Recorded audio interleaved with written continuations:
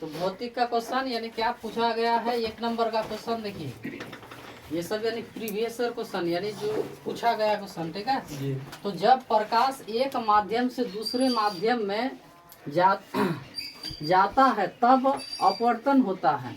तो ये क्या होता है, प्रकाश की चाल में परिवर्तन होता है। तो जैसे ये यहाँ क्या है, खुला यानी वायु है, यहाँ खुले जगह पे यानी क्या है, वायु है। तो यहाँ अगर प्रकाश मारिएगा, जो प्रकाश यानी लाइट है, ठीक है, तो प्रकाश है कि नहीं, ये प्रकाश इसमें जो चाल है, चाल मतलब होता है स्पीड। तो यहाँ जैसे यानी स्विच ऑन किए तो यहाँ फटाक से आ गया, आ गया ना जी, आ गया। लेकिन इसमें क्या, इसमें भी समय लगता है, लेकिन इतना समय कम लगता है जो हम लोग पता नहीं कर पाते हैं। तो वायु में भी स्पीड, फिर कांच में स्पीड, फिर पानी में स्पीड, ऐसे वस्तुओं में जो प्रकाश की चाल का जो है, ये कह रहा है प्रकाश की चाल में परिवर्तन होने के कारण। तो चाल में क्या होता है, परिवर्तन होता है। जैसे वायु में अलग चाल है जी। तो देखिए नीचे क्वेश्चन भी है, कांच में प्रकाश की चाल कितनी है। तो देखिए इसका स्पीड कितना है, देखिए 1 दाई सैकड़ा हजार 10,000 लाख यानी 2 लाख किलोमीटर प्रति सेकंड, यानी 1 सेकंड में प्रकाश जो स्पीड से चल रही है वह कितनी, 2 लाख। किसमें, कांच में। तो कांच का जैसे सिल्ली है, ये कांच का सिल्ली है, इसमें भी यानी प्रकाश जो जा रही है इसमें भी समय लग रही है, ठीक है। तो इसमें भी समय लग रही है, ये जो प्रकाश यहाँ से इधर से उधर पार हो रही है ना जी। तो इसमें भी समय लग रही है, लेकिन इसमें स्पीड कितनी है, तो 2 लाख किलोमीटर प्रति सेकंड, 2 लाख किलोमीटर प्रति सेकंड है। तो समझ गए, जब प्रकाश एक माध्यम से यानी जैसे वायु के माध्यम से, कहा कांच के माध्यम या फिर पानी के माध्यम से दूसरे माध्यम में जाता है तब यानी अपवर्तन होता है। तो प्रकाश की चाल में क्या होती है, परिवर्तन होती है। सरल सूक्ष्मदर्शी आप लोग देखे हैं, हैंड लेंस जिसको कहते हैं, देखिए वहाँ है हैंड लेंस, उसमें देखिए उसमें। तो कह रहा है सरल सूक्ष्मदर्शी में किसका उपयोग होता है। ये जो हैंड लेंस होता है इस तरह का, ये पकड़ने के लिए, ठीक है, ये लेंस, ठीक है ना, ये हैंड लेंस। कह रहा है सरल सूक्ष्मदर्शी, ये है सरल सूक्ष्मदर्शी, ठीक है ये। और इससे भी यानी क्या, जो बड़ा होता है वह यानी क्या, इलेक्ट्रॉनिक माइक्रोस्कोप जिसको कहते हैं, एक मशीन के तरह है, ठीक है, इलेक्ट्रॉनिक ऐसे ही तो बोल दिया है, तो वह मशीन की तरह है, ठीक है। तो कह रहा है सरल सूक्ष्मदर्शी में किसका उपयोग होता है, तो ये होता है उत्तल लेंस की। किसकी, उत्तल लेंस की। अगला क्वेश्चन देखिए, तब इसको समझ में आ जाएगा। फिर कह रहा है किनारे की अपेक्षा बीच में मोटा होता है या मोटी होती है।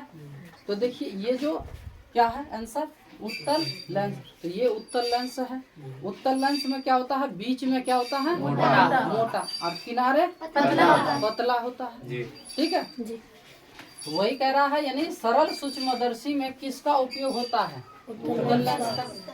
और इसको पहचानिएगा कैसे, तो बीच में क्या होगा, मोटा होगा, और किनारे में क्या होगा, पतला होगा, ठीक है। अगला क्वेश्चन देखिए, कह रहा है उत्तल लेंस को डॉट लेंस भी कहा जाता है।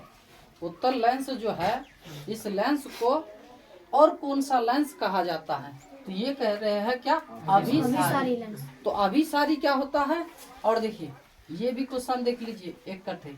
कह रहा है अवतल लेंस को डॉट लेंस भी कहा जाता है, तो इसको कहते हैं अपसारी, ठीक है। क्या कहते हैं, अपसारी। ये जो किरण को क्या करते हैं, अपसारित कर देते हैं, यानी दूसरे तरफ भेज देते हैं। ये क्या करते हैं, देखिए अभिसारी, सबको एक जगह लाता है। देखिए दिखाते हैं आप लोग को, वहां से लेंस निकालिए, आइए यहाँ,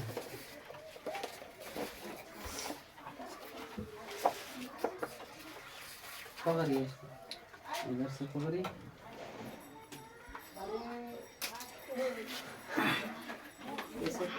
यहाँ बुराइए ना, लाइट दीजिए लाइट।